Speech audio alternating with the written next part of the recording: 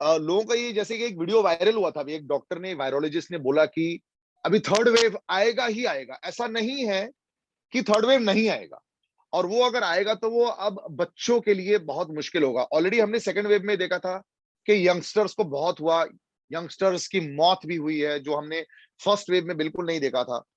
तो ये किस हद तक सही है, और क्या इस पे कोई साइंटिफिक डेटा है? क्योंकि अभी तक मेरे ख्याल से यूरोपियन कुछ एक आध कंट्री है, इटली जैसे, जिनका थर्ड वेव हुआ है।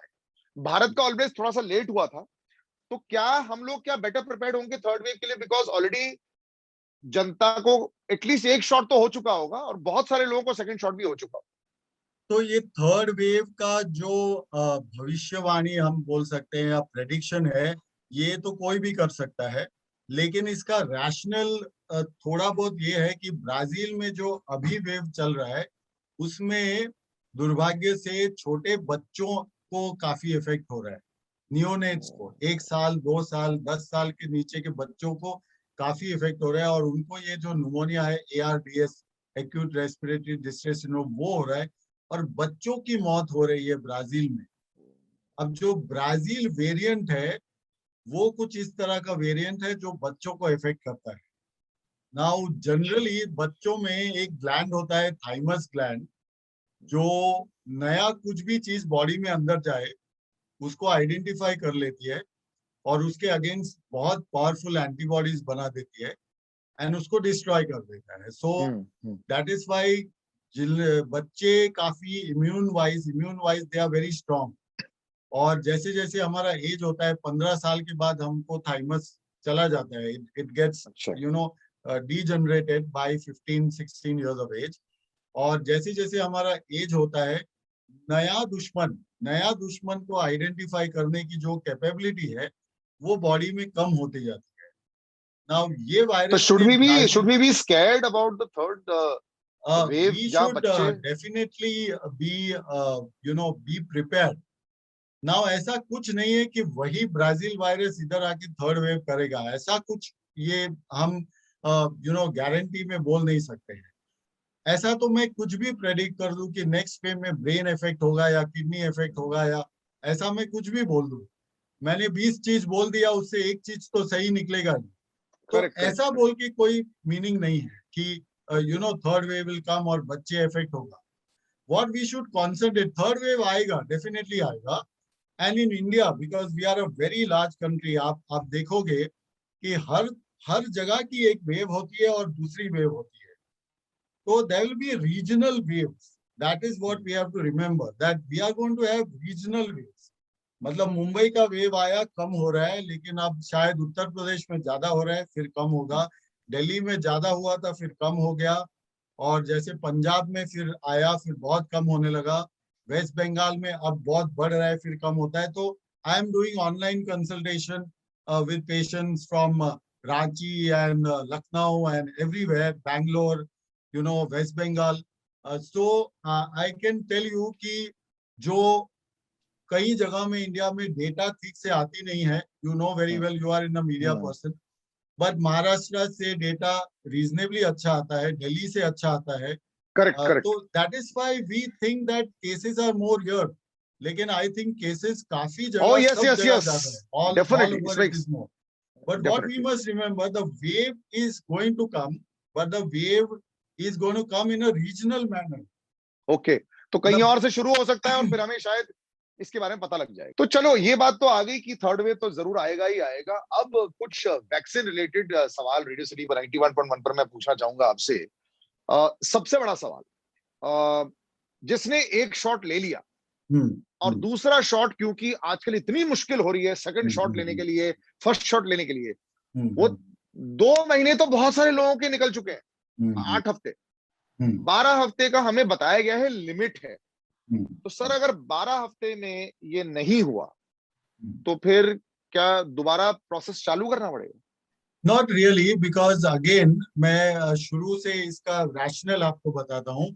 जो वैक्सीनेशन का जो ट्रायल्स था, उसमें ऐसा प्रोटोकॉल बनाया गया था कि zero that is today day 1, and then 1 month day 28।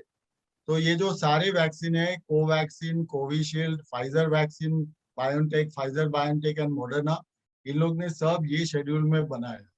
So the data supports 0 and 1 month. Okay, the data supports 0 and 1 month.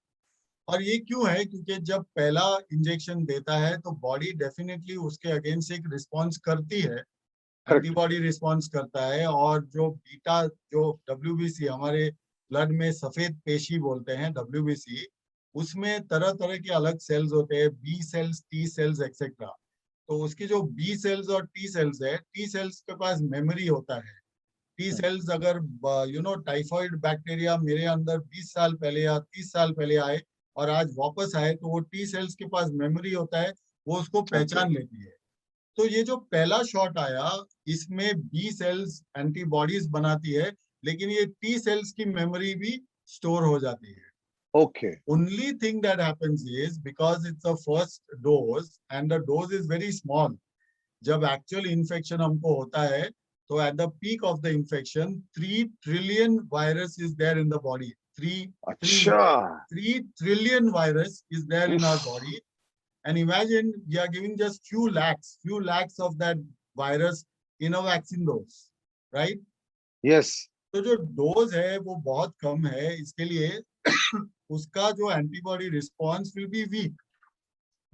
लेकिन ये नहीं कि 2 या 3 महीने में बॉडी भूल जाएगा. Okay. एंटीबॉडी रिस्पॉन्स थोड़ा कम हो जाएगा. अब आप सोचो कि अगर मेरा बॉडी ने एंटीबॉडी बनाई है, तो 3 महीना में अगर वो वायरस वापस से नहीं आया, तो वो क्यों बनाते रहे, वेस्ट क्यों करे एंटीबॉडी बना के. तो वो ऐसा नहीं करता है. बॉडी एंटीबॉडी बनाना बंद कर देता है, लेकिन वो बी सेल्स और टी सेल्स में उसकी मेमोरी स्टोर्ड है. It knows what is this terrorist, that is this virus, where is it coming from. It has the photographic तो डरने की जरूरत नहीं है कि अगर नहीं मिले. जरूरत नहीं है, बिल्कुल भी नहीं है. आपको एंटायर प्रोसेस रिपीट करने की जरूरत नहीं है. Whenever it is available, you just take the next vaccine. Of course, in saying so, I cannot quote a clinical trial कि ऐसा ट्रायल किया गया, because I started by saying कि ट्रायल तो 0 and 28 days में किया. हाँ, करेक्ट. तो गवर्नमेंट के जो डायरेक्शन है उसमें बोला कि second dose you take between 4 to 8 weeks. Now unfortunately for many reasons, vaccine production थोड़ा डाउन हो गया. But as you know, production तो है ही ना, हमारे पुणे में ही होने वाला है, तो होने ही वाला है. तो सब हम सब्र रखे. Production capacity is there. US ने थोड़े रॉ मटेरियल सप्लाई करना बंद कर दिए. All those things are there. तो वो बन जाएगा. so those diplomatic channels will take some time, but the production will take place and the vaccine will come, and we will all get the vaccine. Now, second very important question, बहुत सारे लोग ये पूछ रहे हैं, क्या vaccine को mix किया जा सकता है? पहला कोविशील्ड ले लिया. अच्छा. No. If you are taken Covishield, you should take Covishield again. Covaxin again. क्योंकि कोविशील्ड में जो है वो एक spike protein, that's the mechanism. वो स्पाइक प्रोटीन जीन उतना ही जो न्यूट्रलाइजिंग एंटीबॉडीज है वो प्रोड्यूस होता है. और कोवैक्सीन में मल्टीपल डिफरेंट टाइप के वैक्सीन होता है. तो should you take both also eventually? मतलब अगर आपने 2 शॉट कोविशील्ड के ले लिए, मेरे को किसी ने बोला था कि एक कॉकटेल भी बनाया जा रहा है वैक्सीन का यूरोप में, जहां पे दूसरे वाले वैक्सीन भी आपको दिए जा रहे हैं, जहां पे एक की कुछ कमी है, दूसरा ऐसा हो ही नहीं सकता है. ऐसा राइट ना हो नहीं सकता है, क्योंकि हर वैक्सीन का एक साइड इफेक्ट की प्रोफाइल होती है. अच्छा. और आपने अगर कॉकटेल मिक्स किया तो you have to be very sure कि ये कॉकटेल का एक भयंकर कोई बड़ा साइड इफेक्ट ना हो. सेकेंड थिंग है, एक शॉर्ट टर्म साइड इफेक्ट होता है, एक लॉन्ग टर्म साइड इफेक्ट होता है. जो शॉर्ट टर्म साइड इफेक्ट में जैसे एलर्जिक रिएक्शन, रैश वगैरह हो, वो भी बहुत रेयर है. इतने टाइम में मुझे सिर्फ एक पेशेंट एडमिट हुआ जिसको वैक्सीन लेने के बाद रैश हुआ, और काफी ज्यादा रैश हुआ, तो एडमिट करके 1 दिन रख के फिर घर भेज दिए. But otherwise there is no short term complication as such, but there are some long term complications which are occur. अब जो इतना नया वैक्सीन है, जो करेक्ट, पता तो जिसकी धीरे-धीरे पता चलेगा. हाउ डू वी नो कि 3 साल, 5 साल, 10 साल बाद क्या होने वाला है? तो जब तक आपको पता नहीं कि 5 साल, 10 साल बाद ये वैक्सीन का क्या होने वाला है, आप 10 unknown long term side effect वाले कॉकटेल आप कैसे मिक्स कर सकते हो? So those things are not going to happen. Yes, what will happen is after 1 year, maybe after 1 year or 1.5 or 2 years, हमको ये डिसीजन लेना पड़ेगा, मेडिकल कम्युनिटी को ये डिसाइड करना पड़ेगा that do we need a booster dose? No, एक booster dose, जैसे हम टिटेनस लेते हैं तो हर 5 साल बाद हमको फिर लेना पड़ता है, तो ऐसा बूस्टर डोज का टाइम ड्यूरेशन क्या होगा? Will it be 1 year, 1.5, 2 years? Now, I presume with all the, some medical knowledge that it might be 1 year. Every 1 year हमको booster dose लेना पड़ेगा. कुछ देर के लिए तो definitely ये लेना पड़ेगा till we get more knowledge about Yes, yes, yes. So that the kind booster of dose. जी. Yeah. Now, is there a restriction on the kind of people जो वैक्सीन ले सकते हैं? जैसे कि obviously जो pregnant mothers हैं वो definitely डॉक्टर ने बोला है, बट जो मदर जिनके बेबीज जिनको वो ब्रेस्ट फीड कर रहे हैं, जो यंग मदर्स हैं, उनको ये डर भी लगता है वैसी उनकी इम्यूनिटी ऊपर नीचे होती है, तो क्या उनको सेफ या सुरक्षित कैसे रखा जाए? बिकॉज दे आर स्केयर्ड, उनको वैक्सीन भी लेना है, लेकिन अगर वो वैक्सीन लेंगे और कॉम्प्लिकेशन आ सकते हैं. Would you recommend mothers who have just had children for the first year of their dose to take?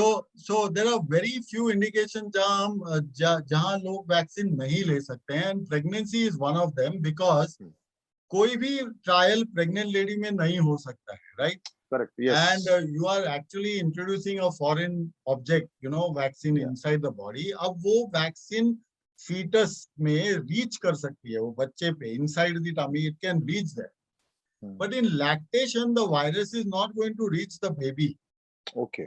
Baby के पास नहीं जाने वाला है. वो वैक्सीन का जो एंटीबॉडीज बनेगा, वो एंटीबॉडीज ब्रेस्ट मिल्क में शायद बेबी पे जाएगा ना. ऐसा कोई एविडेंस नहीं है कि उससे कुछ प्रोटेक्शन होगा या क्या होगा. राइट. लेकिन in general breast milk has lot of antibodies which protects the baby for the first 6 months to 2 years of life. ये सबको पता है. तो ये वैक्सीन अगर लैक्टेटिंग मदर्स ने लिया तो वो तो मदर ले रही है, वो वायरस या डेड वायरस, एक तो इनएक्टिवेटेड वायरस है या दूसरी जैसे एडिनो वायरस है, तो वो वायरस तो बेबी में नहीं जाने वाला है. उसमें जो बॉडी ने एंटीबॉडी बनाया वही बेबी में जाने वाला है. तो देयर इज नो रैशनल या नो लॉजिक कि लैक्टेटिंग मदर्स नहीं ले सकते. They can definitely take, and whenever it is available, like now it is opened up, and they should take it. It's like definitely. उससे बच्चे को कोई problem नहीं होने वाला है. Radio City.